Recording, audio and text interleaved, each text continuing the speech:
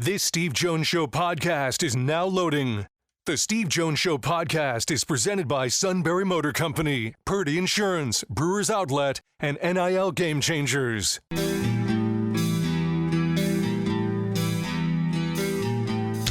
Bringing you an in-depth look at Penn State sports and more. This is the Steve Jones Show on News Radio 1070 WKOK. The Steve Jones Show is presented by Purdy Insurance, Brewers Outlet, NIL Game Changers, and Sunbury Motor Company. Now from the Sunbury Motor Studio, here's Steve Jones. And the opening half hour of the show today is brought to you by Sunbury Motors, 4th Street in Sunbury.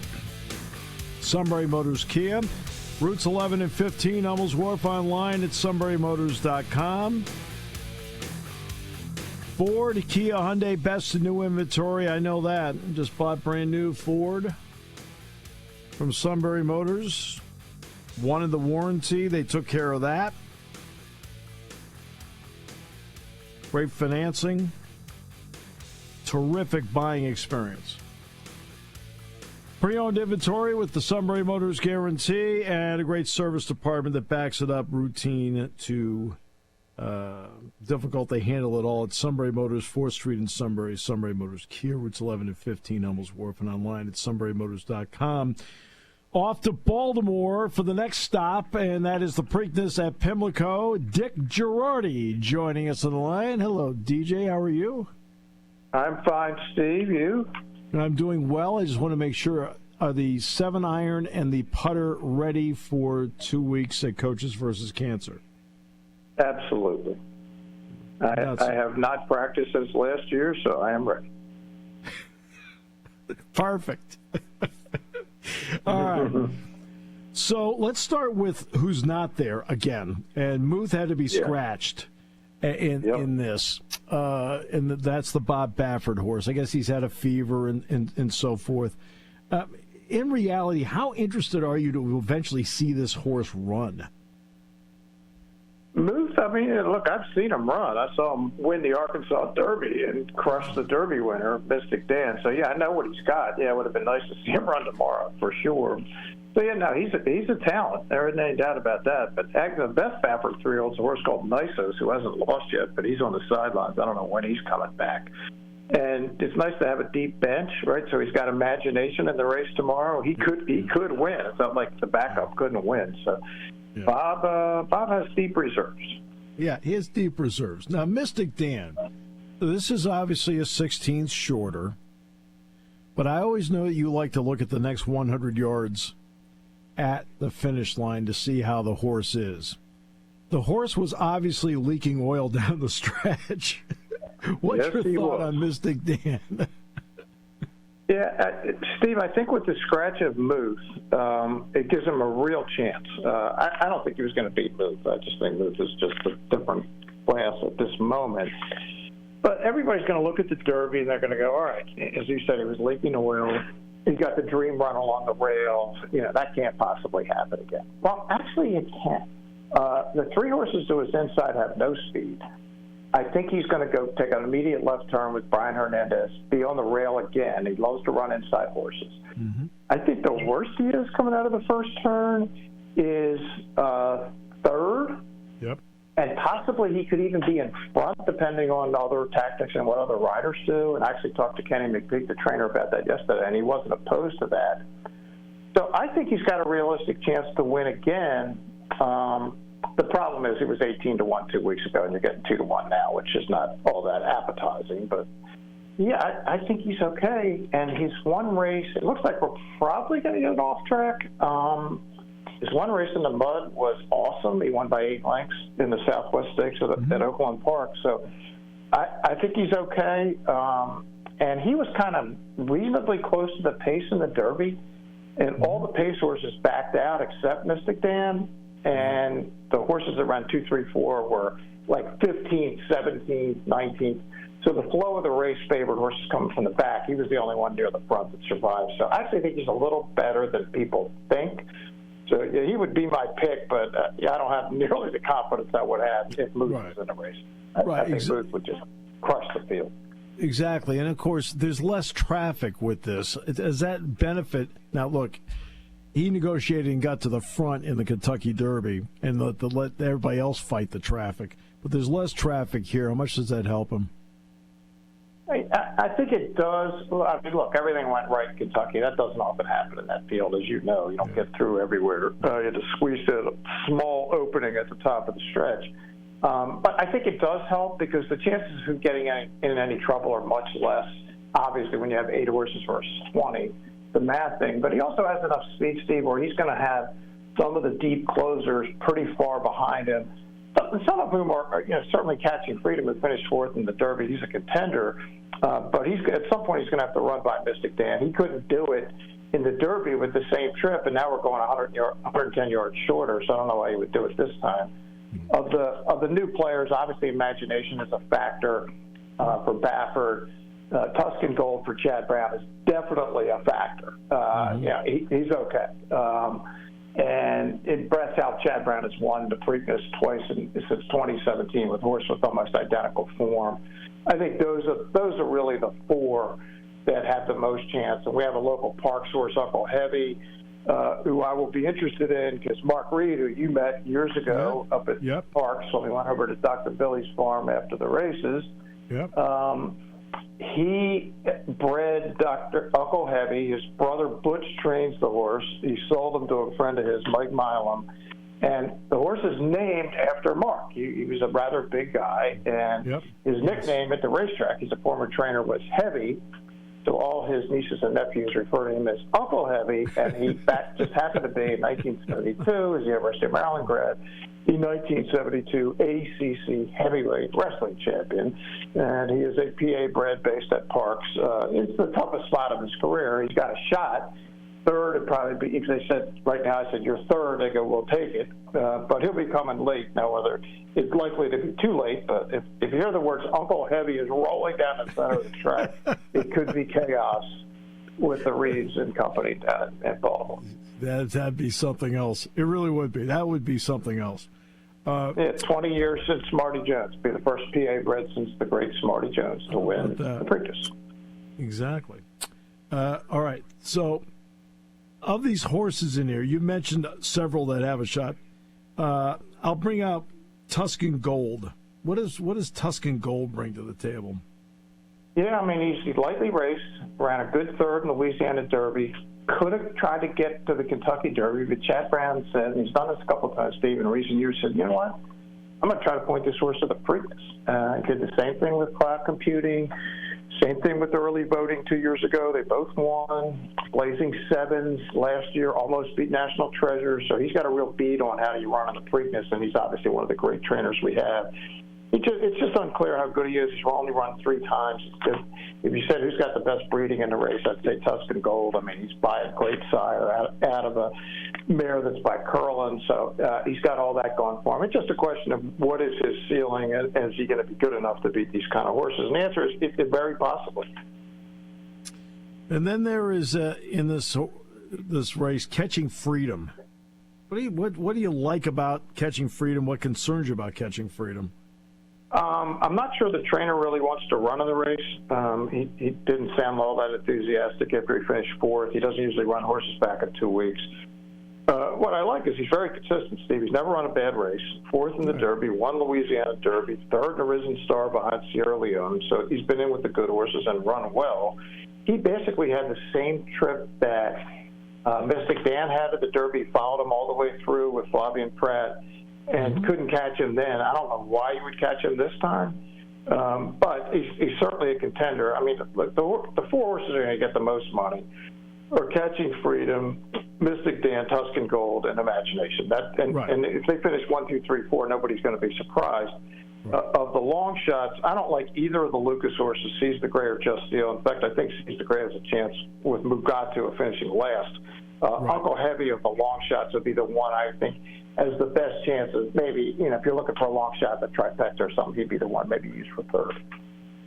You mentioned with Mystic Dan about how he ran well in the slop one other time. He did.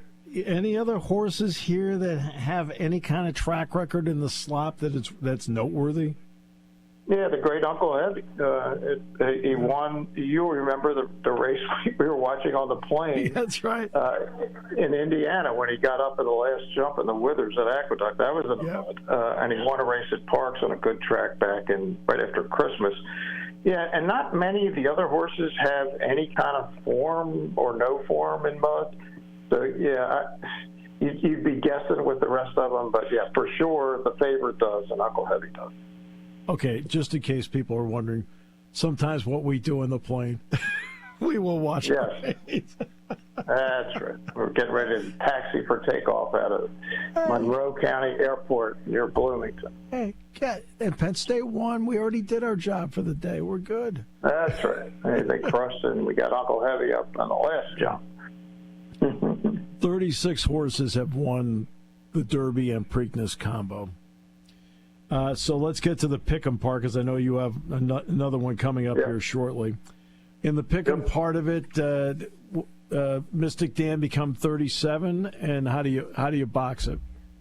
I like Mystic Dan, and then I'll probably play Tuscan Gold and Imagination. I think Imagination may be loose on the lead. Tuscan Gold, we talked about, is the improving horse. So see if I can keep catching Freedom out of the trifecta, so some combination of 5-8-9, 5-9-8, something like that, and with a little Uncle Heavy sprinkled in at the bottom of all of that. Of course, you have to get Uncle Heavy sprinkled in somewhere. Yeah, of course. Come on, we gotta do it. It's Uncle DJ. Heavy. Come on. DJ, you're the best. Thanks, man. I appreciate it so much. Yes, sir. Thank you, Steve. Dick Jerardi. Meanwhile, back in the corner office, marking down all these picks. Guess who? The suit. He's getting a lot of blowback from his appearance yesterday, by the way. As much blowback as Scotty Schreffler? No? I'll tell you right now. That's a mess. Yes. That is a mess. There's nobody in this that looks good. Nobody looks good in this. No. Scheffler, for obvious reasons. I mean, nobody wants a mugshot. Right? 2, PGA doesn't look good because here's their top player. Right? Help them out a little bit here. Okay? The tragedy is down the road. So it's not like you had to go around it to get there. Right? And the Louisville police don't look good. Nobody looks good in this. I mean, that's one of those things I looked at. I'm up pretty early because I have to get my daughter off to school, and I looked at it and I was like, that can't. What in the world would Scotty Scheffler be doing at 6:30 in the morning that he got arrested? And then it just kept coming, and that has to be one of the stranger days in golf history, I would guess. It's unbelievable, right? I mean, he had an earlier tee time because he's in the first grouping going off. He's in one of the first groups going off today. So he's going to go over. He's going to just get a little quick workout in, and then he was going to go out, hit some balls, and then go play. Right? And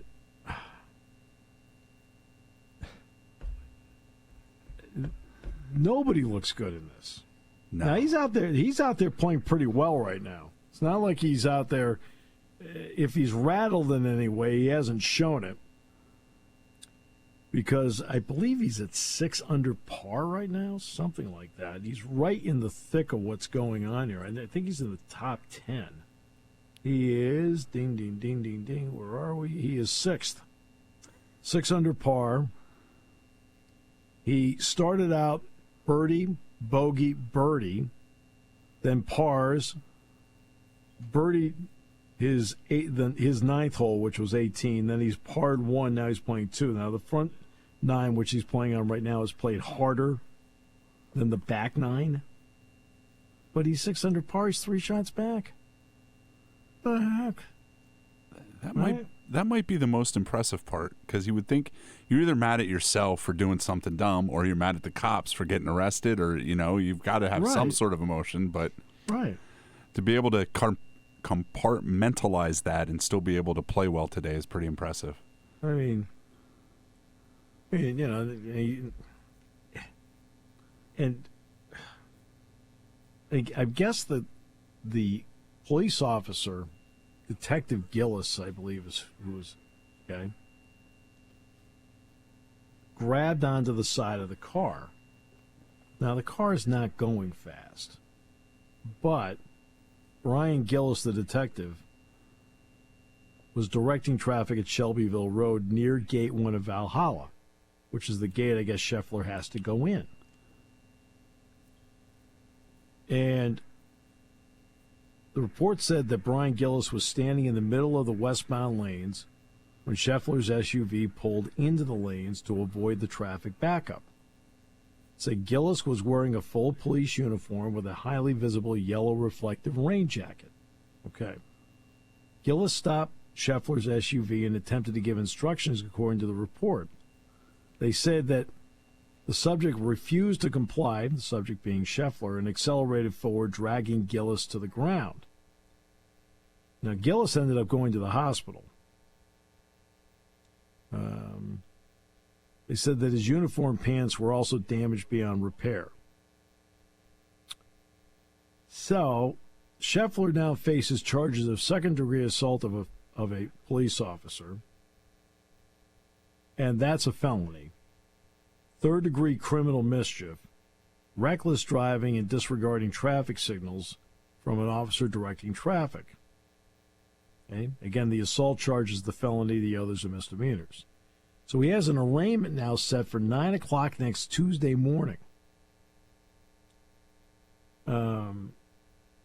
Schreffler was released on his own recognizance at 8:40 in the morning. He got to Valhalla less than an hour before he was scheduled to tee off. Now, Schreffler's version is he says, look, I was proceeding as directed by police officers. It was a very chaotic situation, understandably so, considering the tragic accident. Again, what caused all of this is an incredible tragedy. They had a shuttle bus. I don't know whether they were taking fans, media, whatever, or may have been emptied at the time. I don't know. And it struck a man in the crosswalk. And it killed him. So that's the tragedy beyond tragedy here. It was a very chaotic situation, understandably so, considering the tragic accident that had occurred earlier, and there was a big misunderstanding of what I thought I was being asked to do. I never intended to disregard any of the instructions. I'm hopeful to put this to the side and focus on golf today. Of course, all of us involved in the tournament express our deepest sympathies to the family of the man who passed away in the earlier accident this morning. It truly puts everything in perspective. Now, Jeff Darlington of ESPN was following all this. He witnessed it. He said Schreffler was trying to drive around the crash scene. At one point, according to Darlington, Gillis attached himself to the side of Schreffler's car. Schreffler stopped his car as he turned into the entrance of Valhalla. After about 20 to 30 seconds, Schreffler rolled down his window to talk to the officer. The officer grabbed Scheffler's arm to pull him out of the vehicle, according to Darlington. The officer reached inside the vehicle, opened the door, and once Schreffler was pulled out, he pushed him against the car and put him in handcuffs. Darlington was standing at the entrance when Schreffler was detained. Darlington said Schreffler turned to him and said, "Can you help?" According to Darlington, an officer instructed him to back away, probably because he thought he was part of Scheffler's entourage. This, of course, assuming they know who he was, which is another big issue. Scheffler's attorney, Stephen Romines, told ESPN that the golfer attempted to enter Valhalla as he had been instructed to earlier, unaware that there had been a fatal wreck just up the road. Romines says he was going to Valhalla to work out. He was getting ready for his tee time. They were directing traffic. He held his credential out and was going in like they'd been instructed to. Apparently, there had been a traffic accident, maybe even a fatality down the road, and that changed the traffic patterns, and he was unaware of that. Romine, speaking outside the Louisville Metro Police Department of Corrections, said the officer who attempted to stop Schreffler wasn't part of the regular traffic detail at Valhalla. So that's where the miscommunication arose. So they are allowed to go through. That's why they have the credential and the way through. He was unaware there had been a wreck, and he proceeded like they'd been instructed to. He did exactly what the instructions told him to do to enter the premises. Roman says Schreffler is going to fully cooperate with police and will deal with it as it progresses.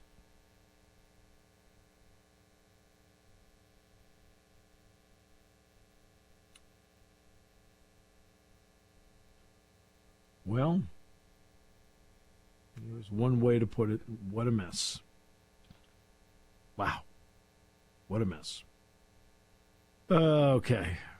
So that's at least everything we have. We'll take a break with Ben Jones next half hour, correct? Correct. Yeah. We'll talk about Beaver Stadium as we continue here on News Radio 1070 WKOK. There's something to be said about a sale with a handshake, a service technician who really knows what he's doing. They can explain it in English what the problem is.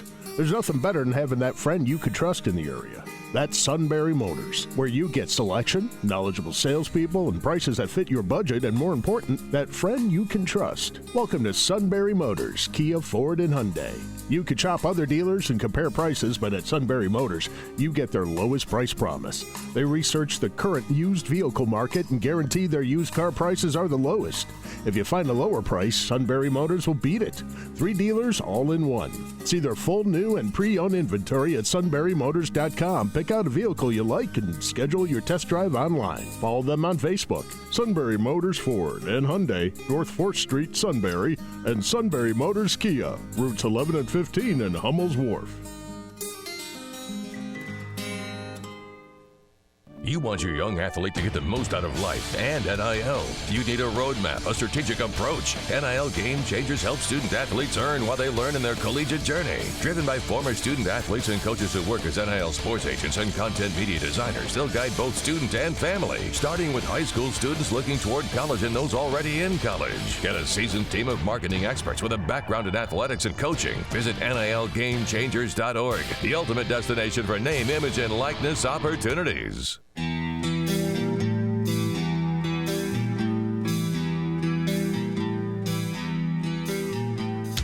Bringing you an in-depth look at Penn State sports and more. This is the Steve Jones Show on News Radio 1070 WKOK. The Steve Jones Show is presented by Sunbury Motor Company, Purdy Insurance, Brewers Outlet, and NIL Game Changers. Now from the Sunbury Motors Studio, here's Steve Jones. And NIL Game Changers, this sponsor in the half hour. Ultimate destination for name, image, and likeness opportunities for both athletes and businesses. Go to NILGameChangers.org to start your journey today. And we are in the Sunbury Motors studio. Sunbury Motors, 4th Street in Sunbury. Sunbury Motors Kia, routes 11 and 15 in Hummel's Wharf, and online at sunburymotors.com. And do we have Ben, or are we waiting on Ben? We have Ben. We have Ben. Ben Jones, statecollege.com, joins us. Ben, it's always a pleasure. Thanks so much for your time. Hey, Steve, thanks for having me. It was good to be here. So the big story coming up will be the appropriation, or at least the thumbs up to it, for Beaver Stadium. What the vote ends up being, we don't know, but it's expected to go through. So what do you know about really what is in this proposal that they have put before them? Because they already have the $70 million to get other elements started. Yeah, I mean, I think that's really the big question right now is sort of the what is next part. And Penn State has done much to, I think, everyone's chagrin, a little bit a good job of keeping a lot of the specifics under wraps. I think we will maybe get a better idea of what is next on Tuesday. But I think broadly, we know a lot of the projects that have already been underway, which is winterization. They are adding a super ribbon scoreboard, which I have a pretty good idea of what that's going to look like, but not enough confirmed to say it out loud. But effectively a very large scoreboard addition in the south end zone. refabbing some of the LED instrumentation, if you will, in that scoreboard as well. Some things like that, some circulation things. But generally, yes, I mean, this is about getting the rest of the money or more of the money approved to move forward with some of the construction. The plan right now is no one would be displaced for this upcoming football season. That will probably change in the future between the conclusion of this upcoming football season and the completion of the renovations in tentatively 2027. But some of the specifics, we will still learn that, but certainly it seems like things are about to be undergoing, even more change to Beaver Stadium over the next couple of years.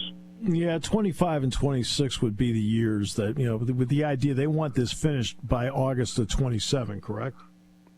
Yes, that is the plan, that the 2027 season would be the first under a new-look Beaver Stadium. I forget who exactly. I think it might be Syracuse would be that first game. I try and take it one day at a time, let alone several years at a time, but it will be a big moment, much like when Penn State played, I believe it was Miami, that first game after the expansion. It was, yeah. Yeah, it was, as a matter of fact. So when you look at where everybody is across the country nationally and what they've done with their facilities, I've always had a feeling that this is just on my side, and part of it's also the background of my family, that your investment should match your expectations. Does this fall into that category in your mind? I think so, and I think that, James Franklin has said it, and I think, that he's right, that if you want to be a major player in college football, which Penn State has obviously been, that you have to put your money where your mouth is. That the day and age of certainly some of the things that Penn State was very good at, which was not necessarily being about all the bells and whistles and everything and still finding ways to win and be successful, that those days are by and large gone. And I think that the things that they are doing to Beaver Stadium, some of them are practical, some of them are a product of the building is old. It's got a lot of its guts hanging out in the wind, and that does things to a stadium after a while that need to be done. And some of it, when you talk about some of the plans they've sort of whispered about or sort of floated, the idea of nicer suites, the idea of different sorts of things throughout the stadium, that's about fan experience, that's about expectations. And there's no question that if you say, look, we're going to spend $700 million renovating the stadium, and not all of that is essential, that is a statement about the expectations that you have for your football program and the expectations that you have about what it's going to take to invest in that football program. And I think with the playoffs expanding, with conferences changing, and certainly neither of us know what college football is going to look like in 10 years, but it almost certainly will be even different than it is now in one way or another, that, this is the time where you go, you've got to invest, and you can't really you really can't half, it if you want to be good at it. And that's a part of. There's also another element that has now crept into this, and that is something that no athletic director in their 3 to 5 year budget projection 4 months ago could have ever had, and that is the possibility of a $20 million fee every year that would be distributed to student athletes as part of what could be a settlement in the House case. Can Beaver Stadium be a revenue generator outside of football to not supplement all of it, but at least some of it? Yeah, I think, certainly we have seen historically that Penn State football obviously has basically been the bread and butter of where athletics gets its money to run the show. And I think that if you look at even from outside of football, where, we saw the Luke Combs concert, we've seen some other things, and I think that Pat Kraft is, and frankly probably any athletic director at this particular junction goes, look, we've got a really big building, we can put a lot of people in, if we can make it really nice, if we can make it nicer, if we can make it utilized in different times of the year. It's going to be how many years in the making at this point when Penn State finally is in a position to hold a Winter Classic at Beaver Stadium. I look forward to not having to ask that question at least once a year to see where things are at with that game. There are so many things that you go, you've got to be able to use that building not only for football, but for other things as well, and that comes with renovations, that comes with winterization. And certainly, Penn State's been really lucky that, nationally attendance has been up and down and all over the place, and by and large, the easier it is for you to watch a game at home, the less likely you are to necessarily go to that game. And I think, if you invest in fans coming to Beaver Stadium, they will continue to do that. Certainly, there's no reason to think that Penn State fans are going to stop coming to Penn State football games. But I think at the same time, the moment that you take any fan base for granted is when you start to lose them. And these investments are as much about keeping them there as anything else. And at the end of the day, you're right. You've got to be able to make money to spend it. And certainly Penn State, like every major college football athletic program, is spending money, left and right, both necessarily and otherwise. You mentioned the Winter Classic, and you were obviously covering the Rose Bowl, but Minnesota at Target Field hosted it, I think, a year ago. And did you get any feedback from the people there on what it was like? Because I know looking out from my hotel room, like a month later, I could still see the outline of the hockey rink there. Yeah, that's the challenge is you've got to be, I think my understanding, and certainly a lot of things have changed about Penn State over the years, that, one of the challenges of hosting something like the Winter Classic is that you've got to give up the reins to your building a little bit. You've got to let the NHL come in, 6-8 months in advance and say, this is what we're going to do, and this is what we're going to do to your field, and this is what you're going to do to your stadium. And it takes a little bit of bravery to give that thing away to somebody else. Certainly there are logistical things, about the fact that Penn State's field is grass. It doesn't necessarily have the ability to just be plopped back in like we've seen some of these bowl games in stadiums where, by the time you're leaving, they've already, air blasted the paint off and they're putting the Cowboys logo back on, sort of thing. It's a little bit different with grass. It's a little bit different with a stadium like that. But, it's definitely a challenge and one of those things where you've got to be brave enough to give it up. And I think that Minnesota is a good example of, like a lot of these major cities where you go, well, we'll just play it over there instead. But, there are definitely long-term repercussions for things like putting an entire sheet of ice in the middle of your grass field. How important is it for Penn State to have people understand that bathrooms, concessions, concourses, egress, these are all for the fans? Have they done a good enough job of explaining to people that a lot of this is for their ease and comfort? Yeah, I think, the great challenge in all of this for Pat Kraft and really Penn State at large, I think over the next couple of years, is to get everybody on the same page about what's happening and why, because there's going to be a moment here where they're going to have to tell people, look, you've sat here and you're not going to be able to next year because we're putting scaffolding there, or, we've already, there are things about parking because of the inflated air-supported practice structure, which is a completely different project that are going to displace people, and you've got to be able to say, look, I know that this kind of sucks, but this is why we're doing it. This is how we're going to make it better for you in the future, make you whole in the future, and kind of take everybody on this journey together, because I think, from a fundraising perspective, and obviously $700 million is going to come from a lot of different places, and probably none of it is going to be from you or me, or certainly not enough to make a dent in it. That you've got to keep people happy. You've got to make sure that they understand what's going on and why. And can you make everybody happy? I think we've learned in this day and age is that there's always going to be somebody who's grumpy because that's what they like to do. But I think that you've got to be able to translate your mission. And certainly, there's no question that at the end of the day, a lot of this is for the football program, but a lot of it is for the people in the seats. And if everybody understands both sides of that coin, I think they can get through this project relatively unscathed. What do you want to know about the project as they get ready to present it? What are a couple of things you would like to know? I think just it's always easier for people to get excited about things when they see pictures of it. I think that, I'm one of those people because it's my job that I wake up in the morning and I check the OPP website and see what sorts of bids are out there. And they say things like deep foundations in concrete, and I can picture those in my mind, but I can't really tell you what that means for the stadium. So I think, the more that you understand what the vision is, I think the easier it is to translate to people. So I'd love to see some pictures, but I remember however long it was that Sandy Barber had that presentation of Beaver Stadium renderings, and certainly there's a balance between this is what's actually going to happen and here's a nice idea of what it might look like. I think visualizations would be big for me, just to be able to kind of picture what things are going to look like in the future. But obviously, designs, architecture, it's a fluid thing, especially in this stage, so you've got to kind of be prepared for stuff to change. But I think seeing words turn into images would be the sort of thing, at least for me, I'm a visual learner, Steve, it would be a plus. Sure.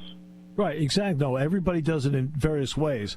If you put out renderings, now you feel like something's coming to life, right? Because now you at least have an idea what it's, quote, going to look like. I think a lot of people feel that way about it. Yeah, it's a lot like, when they started to get things underway with Pagula Ice Arena, that you got to watch that little fly-through of a bunch of two-dimensional Penn State fans being very excited about goals and things like that. I think it's big because it's a big project. It's a big, really moment for Penn State athletics at large that you go, we're going to change this really for the first time. Obviously, the suites being added, and I guess it was 2001 was when that all finished up. It was not exactly a million years ago, but, when you think about Beaver Stadium being the traditional historic place that it is, when you're going to make almost $1 billion worth of changes to it, people want to be able to say, at least I know what it's going to look like when it's done. And I think that days like Tuesday, hopefully, certainly, can be a day where people start to have a better sense of that vision. What is it like for you as a reporter in this era, covering a sport with NIL, covering a sport with the transfer portal, covering a sport where House versus the NCAA and the possibility of a settlement there? What's it like on your part covering this? Yeah, I think it's interesting. It's exciting in a lot of ways because so much is changing. A couple hours ago, the new, it's not called NCAA football anymore, but the College Football 25 trailer finally came out.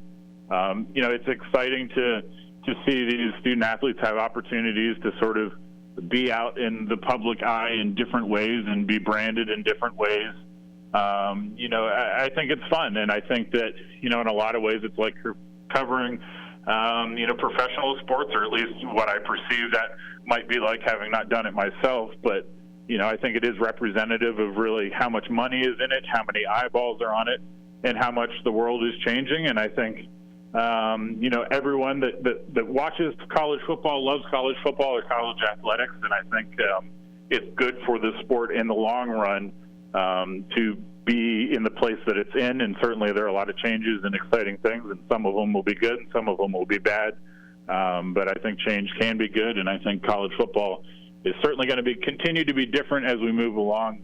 But different is exciting, and people care about exciting. And as someone who talks about it all the time, exciting sure beats boring. Yeah, no question. And exciting, at least let's say different. We'll find out what your opinion is on exciting. Adding the 4 West Coast schools to the Big Ten, I know brings with it logistical problems and an idea of this is really the Big Ten. But how do you view having those 4 in? Does that add to the excitement of the Big Ten? Does it add to the excitement of the job, or is there another answer? Yeah, I think it's exciting. I think the idea that, you can go to USC, and that's a regular season game, obviously not every year, but certainly on a regular basis, that beats,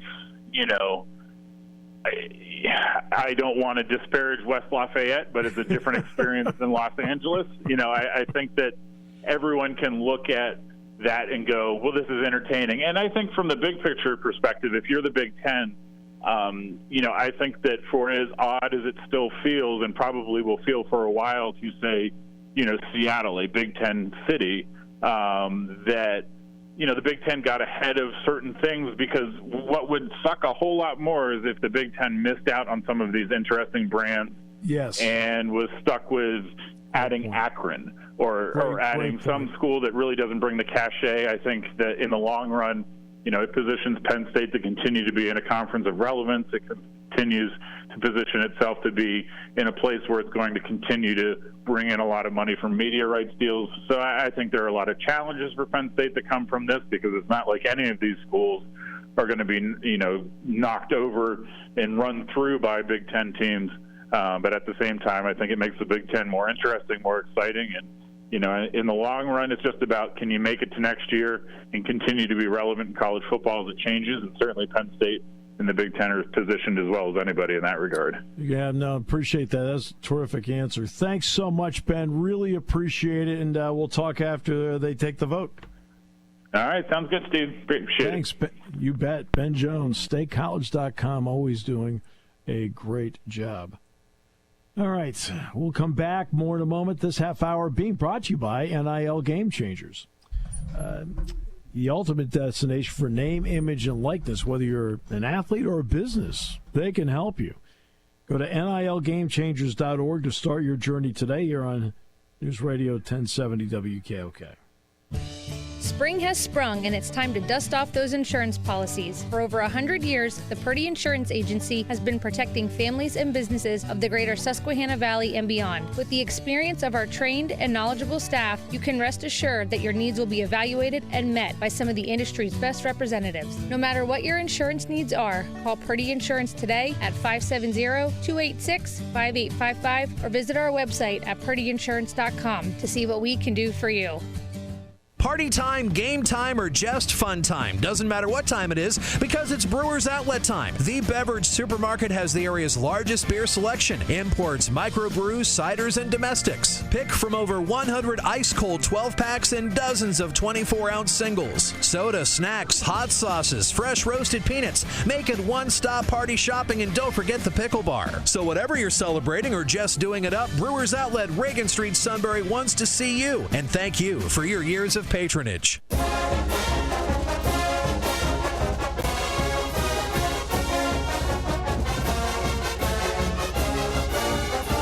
I guess Penn State gets a note from the suit. He says, I just want to know what my seat looks like. I'm like, it's not how it works.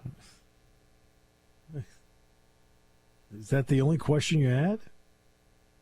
What's my seat look like? Jeez. I just assume he stands behind you two, you and Jack. No, that's why we have security. Are you you guys have the restraining order too? Everybody does. Okay, it's really, you name it, we got it. We're just like everybody else. Yeah. Well, we just just want to know. It's intriguing because look, the stadium is going into its 65th season. At some point, you have to do something with it.